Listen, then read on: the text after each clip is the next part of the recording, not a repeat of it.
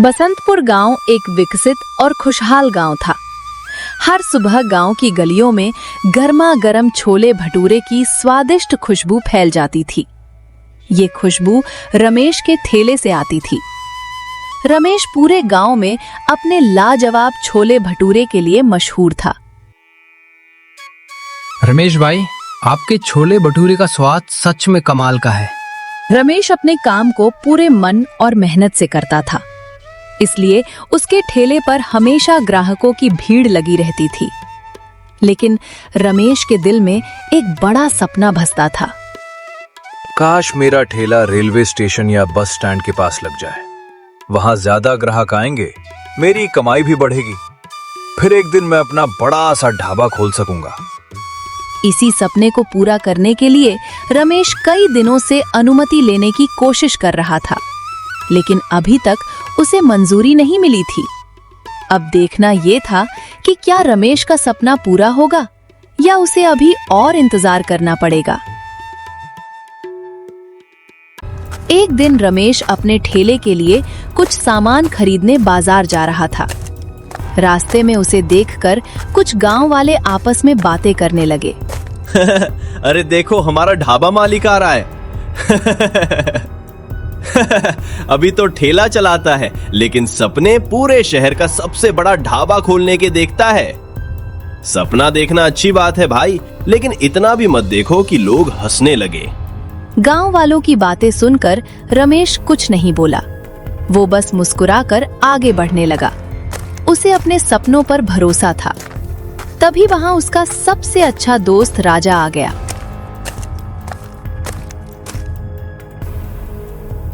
क्यों रमेश, इनकी बातों पर ध्यान दे रहा है क्या? याद रखो, लोग तुम्हारे सपनों पर हंस रहे हैं, इसका मतलब है कि तुम्हारा सपना उनसे बड़ा है। और एक बात हमेशा याद रखना, सपनों का मजाक वही उड़ाते हैं जिनमें खुद सपना देखने की हिम्मत नहीं होती। राजा की बातें सुनकर रमेश के चेहरे पर मुस्कान आ गई और उसका आत्मविश्वास फिर से बढ़ गया। आज ये लोग हंस रहे हैं, लेकिन जिस दिन तुम्हारा ढाबा खुलेगा, सबसे पहले यही लोग वहां खाना खाने आएंगे। ये सुनकर रमेश और राजा दोनों हंस पड़े। राजा और रमेश बचपन के गहरे दोस्त थे। मुश्किल समय हो या खुशियों का पल, दोनों हमेशा एक दूसरे का साथ देते थे। जब दुनिया रमेश के सपनों पर सवाल उठाती थी, तब राजा ही था जो उसे अपने सपनों पर विश्वास बनाए रखने की ताकत देता था। अगले दिन सुबह करीब 10 बजे रमेश और राजा अनुमति लेने के लिए सरकारी कार्यालय पहुंचे। दोनों के मन में उम्मीद थी कि शायद आज उनका सपना एक कदम आगे बढ़ जाएगा। माफ करना रमेश, लेकिन रेलवे स्टेशन के पास ठेला लगाने की अनुमति नहीं मिल सकती। अधिकारी की बात सुनते ही रमेश का चेहरा उतर गया। उसकी सारी उम्मीदें जैसे एक पल में टूट गईं। हिम्मत मत हार दोस्त, कभी कभी मंजिल तक पहुंचने के लिए थोड़ा लंबा रास्ता तय करना पड़ता है। उदास मन से वह वापस अपने ठेले पर लौट आया। पूरे दिन वह चुपचाप काम करता रहा। उसके चेहरे की उदासी साफ दिखाई दे रही थी। लेकिन आज रमेश के दिल पर निराशा का बोझ कुछ ज्यादा ही भारी था। देखते ही देखते शाम के 7 बज गए। रमेश ठेला समेटकर घर जाने की तैयारी कर रहा था। तभी एक बड़ी सी चमचमाती कार उसके ठेले के सामने आकर रुकी।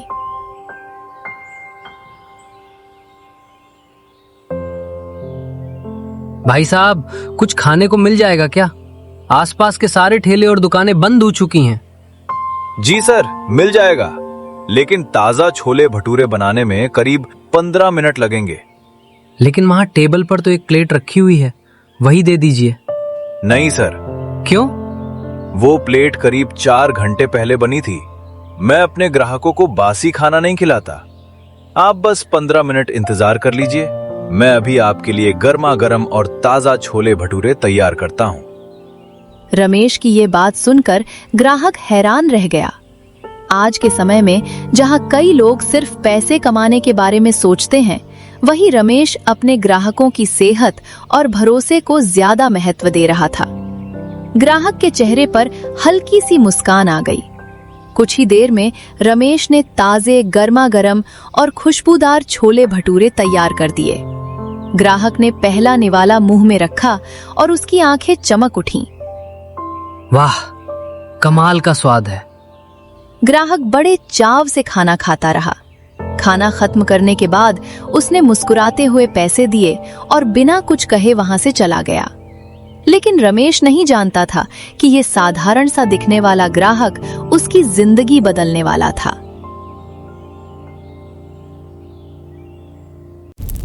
अगले दिन सुबह रमेश अपने ठेले पर काम कर रहा था। तभी उसके फोन की घंटी बजी। रमेश, तुरंत कार्यालय आ जाओ, मुझे तुमसे एक जरूरी बात करनी है। ये सुनकर रमेश तुरंत कार्यालय पहुंच गया। बधाई हो रमेश, तुम्हें रेलवे स्टेशन के पास अपना ठेला लगाने की अनुमति मिल गई है। हाँ रमेश, कल हमारे वरिष्ठ अधिकारी ने तुम्हारे छोले भटूरे खाए थे। वो तुम्हारे स्वाद से तो प्रभावित हुए ही, लेकिन उससे भी ज्यादा तुम्हारी ईमानदारी और काम के प्रति लगन से प्रभावित हुए। इसलिए उन्होंने खुद तुम्हें ये अनुमति देने का फैसला किया है। ये सुनते ही रमेश की आंखों में खुशी चमक उठी। सच में सर? धन्यवाद सर, आपका बहुत बहुत धन्यवाद। खुशी से भरा रमेश कार्यालय से बाहर निकला और तुरंत अपने दोस्त राजा को फोन लगाया। हेलो राजा, एक खुशखबरी है। मुझे रेलवे स्टेशन के पास ठेला लगाने की अनुमति मिल गई है। अरे वाह रमेश, बहुत बहुत बधाई हो। मैंने कहा था ना, मेहनत और ईमानदारी कभी बेकार नहीं जाती। अब अपनी सफलता से उन लोगों को जवाब दो जो तुम्हारे सपनों पर हंसते थे। राजा की बात सुनकर रमेश मुस्कुरा उठा। उसका सपना आखिरकार सच होने की ओर पहला बड़ा कदम बढ़ा चुका था। अगले दिन सुबह रमेश खुशी से भरा हुआ रेलवे स्टेशन के पास अपना ठेला लगाने पहुंचा। वर्षों से देखा गया उसका सपना आज आखिरकार सच होता दिखाई दे रहा था। आइए आइए, गर्मा गर्म और स्वादिष्ट छोले भटूरे खाइए। रमेश के चेहरे पर खुशी साफ झलक रही थी। तभी पास में खड़ा एक दूसरे खाने का दुकानदार रमेश को घूरने लगा। आखिर इस रमेश को अनुमति कैसे मिल गई? कल तक तो ये गांव में ठेला लगाता था और आज रेलवे स्टेशन तक पहुंच गया। दुकानदार के चेहरे पर गुस्सा और जलन साफ दिखाई दे रही थी। लेकिन रमेश इन सब बातों से अनजान अपने ग्राहकों की सेवा में लगा हुआ था। वाह, छोले भटूरे तो बहुत स्वादिष्ट हैं। सच में ऐसा स्वाद मैंने पहले कभी नहीं चखा। अगली बार स्टेशन आऊंगा तो यही खाना खाऊंगा। देखते ही देखते रमेश के ठेले पर ग्राहकों की भीड़ बढ़ने लगी। हर कोई उसके स्वाद और ताजे खाने की तारीफ कर रहा था। अगर ऐसा ही चलता रहा तो मेरे ग्राहक भी इसके पास चले जाएंगे। भाई, एक प्लेट समोसा देना। बिल्कुल भाई, अभी देता हूँ। गर्मा गर्म और ताजा समोसे हैं। आखिर ग्राहक को ताजा खाना ही खाना चाहिए। कुछ लोग तो पता नहीं कब का बना हुआ खाना भी बेच देते हैं, लेकिन मैं अपने ग्राहकों के साथ ऐसा कभी नहीं करता। दुकानदार बिना नाम लिए रमेश के बारे में गलत बातें फैलाने की कोशिश कर रहा था। इतना कहकर दुकानदार मुस्कुराने लगा, लेकिन उसके मन में रमेश के लिए जलन और बढ़ती जा रही थी। कुछ दिनों बाद खाद्य विभाग के अधिकारी रेलवे स्टेशन के सभी ठेलों और दुकानों से खाने के नमूने जांच के लिए लेकर गए। लेकिन प्रकाश के मन में जलन इतनी बढ़ चुकी थी कि उसने चुपके से रमेश के छोले में एक हानिकारक रसायन मिला दिया। अगले दिन रमेश और प्रकाश दोनों को कार्यालय बुलाया गया। रमेश को लगा कि शायद कोई बड़ी समस्या हो गई है। प्रकाश, हमें तुमसे ऐसी उम्मीद नहीं थी। जांच में पता चला है कि रमेश के खाने में रसायन मिलाया गया था, लेकिन इससे पहले कि तुम बच निकलते हमें पूरी सच्चाई पता चल गई। ये सुनकर रमेश हैरान रह गया। सर, मैंने क्या किया? सर, मैंने अपनी आंखों से प्रकाश को रमेश के खाने में कुछ मिलाते हुए देखा था, और शायद प्रकाश एक बात भूल गया।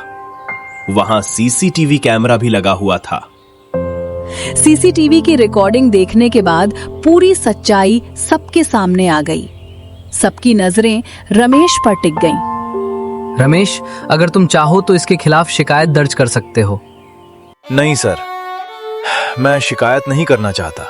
अगर मैं शिकायत करूंगा तो बात बहुत आगे बढ़ जाएगी। मैं दुश्मनी नहीं बढ़ाना चाहता, मैं बस मेहनत करके आगे बढ़ना चाहता हूं। रमेश की बात सुनकर वहां मौजूद सभी लोग भावुक हो गए। प्रकाश की आंखें शर्म से झुक गईं। उस दिन के बाद प्रकाश और रमेश के बीच की दुश्मनी हमेशा के लिए खत्म हो गई। समय बीतता गया। रमेश की मेहनत, ईमानदारी और स्वादिष्ट छोले भटूरे की चर्चा दूर दूर तक फैलने लगी। और फिर एक दिन रमेश का वर्षों पुराना सपना आखिरकार सच हो गया। रेलवे स्टेशन के पास उसका अपना बड़ा और सुंदर ढाबा खुल चुका था। देखा दोस्त, मैंने कहा था ना, मेहनत और ईमानदारी कभी हारती नहीं। रमेश मुस्कुराया और अपने नए ढाबे को प्यार से देखने लगा। हे भगवान, आपका धन्यवाद। आपने मुझे मेरी मंजिल तक पहुंचाया और राजा जैसा सच्चा दोस्त दिया जो हर मुश्किल में मेरे साथ खड़ा रहा। कहते हैं सपने वही पूरे करते हैं जो मुश्किलों से डरते नहीं, मेहनत का साथ नहीं छोड़ते और सफलता मिलने पर भी अपने दिल में इंसानियत बनाए रखते हैं। और रमेश इसकी सबसे बड़ी मिसाल बन गया। अगर आपको मेरी वीडियोस पसंद आ रही हैं, प्लीज चैनल को सब्सक्राइब कर दीजिए। आपका एक सब्सक्राइब मुझे और अच्छी वीडियोस बनाने के लिए मोटिवेट करता है। सपोर्ट करते रहिए। Thank you for watching.